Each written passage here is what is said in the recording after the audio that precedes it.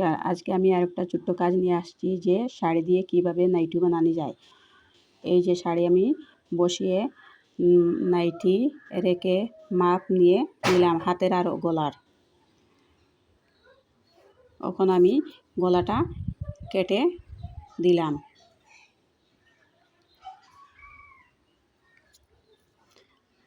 হাতটা মাপ অনুযায়ী কেটে নিলাম। এখন আমার গলা কাটা হাত কাটা হয়ে গেল।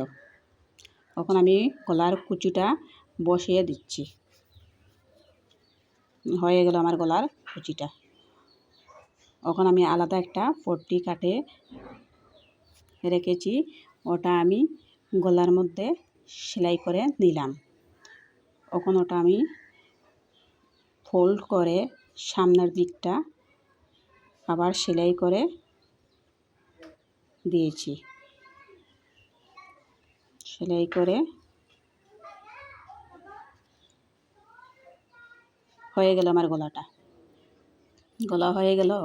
এখন আমি হাত কেটে রেখেছি আগে, অন্য একটা ভিডিওতে আমি হাত কীভাবে বসানো হয়, কীভাবে কাটা হয় আমি দেখিয়ে দিব। এখন আমার হাতটা লাগানো হয়ে গেল। এখন আমি নাইটির সাইডটা সেলাই করে দিলাম।